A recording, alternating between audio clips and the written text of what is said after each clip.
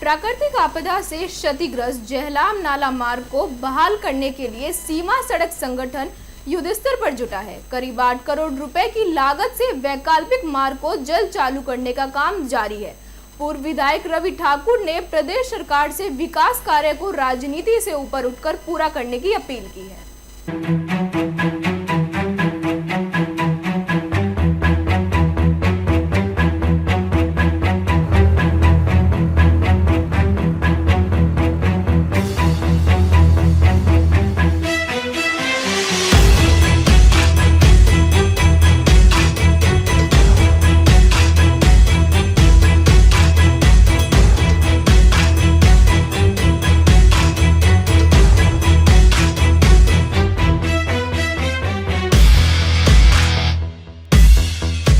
नाला जो है एक बार फिर से जो है लोगों को परेशान करने लगा है।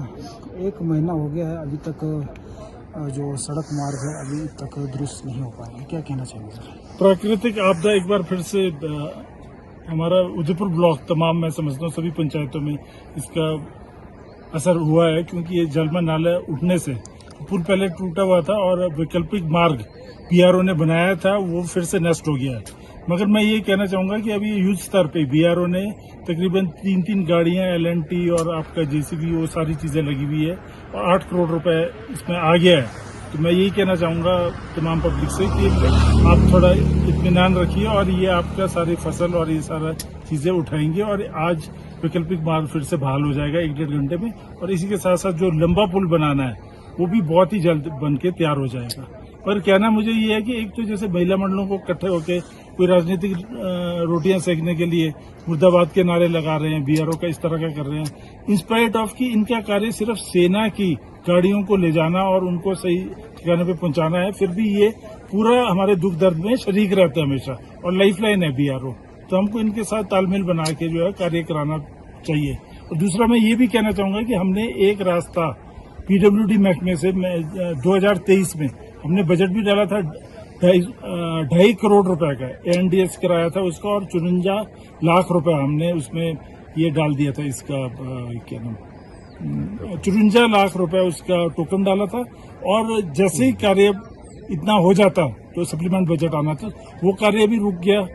इसी कारण जो है मैं समझता हूँ जैसे हमने यहाँ लिंगर रास्ता एक वैकल्पिक मार्ग बना रहे थे क्योंकि यहाँ दिक्कत आ रही थी इनको, तो वो भी कार्य पीछे रोका। तो अब बाद में काफी समय बाद जब दबाव बनाया गया तो अब थोड़ा थोड़ा शुरू करा है इन्होंने। तो ये पुराने जो कार्य होते हैं इसको कभी रोका नहीं जाना चाहिए मैं समझता हूँ, क्योंकि अभी दिक्कत जो है रापे राशल जोबरंग को भी बहुत आ रही है। तो मैंने तो देखा कि अभी तक वैकल्पिक इसके लिए क्या कार्य होना चाहिए वो कोई भी ठोस सरकार को नहीं दिया गया है। इस तरह की कोई रचना या DPR या कोई भी चीज है कि नहीं तो केंद्र से हमारा माइनॉरिटी से जैसे किरण रिजिजू जी ने 250 करोड़ दिया, वहां से भी पैसा आ सकता था, 150 करोड़ और आ रहा है। अभी नड्डा जी का विजिट है तो मैं ये तमाम जोबरंग रापे रशल वालों को कहा है कि आप उनसे भी आग्रह कीजिए, केंद्र से आ रहे हैं वो। और मैं ये भी खुशखबरी देना चाहता हूँ कि ICMR का जो प्रोजेक्ट हमारा लंबित था जिसके लिए चिन्हित भी कर दिया था हमने 2015-16 में श्री वीरभद्र सिंह जी ने वो रखा था, वहां पे उद्घाटन किया था उसका और कुछ कमरे दिए थे हमारे अस्पताल के उनको, तो वो शिफ्ट करने के लिए जो दबाव बनाए हुए हैं। पर नड्डा जी ने आके जो चिन्हित जमीन है जिसमें 15 करोड़ पहले आया था और ठप पड़ा था मामला, उसको दोबारा से इन्होंने चिन्हित करके आज मेरी सक्सेना जी जो DDG है इनके उनसे भी बात हुई।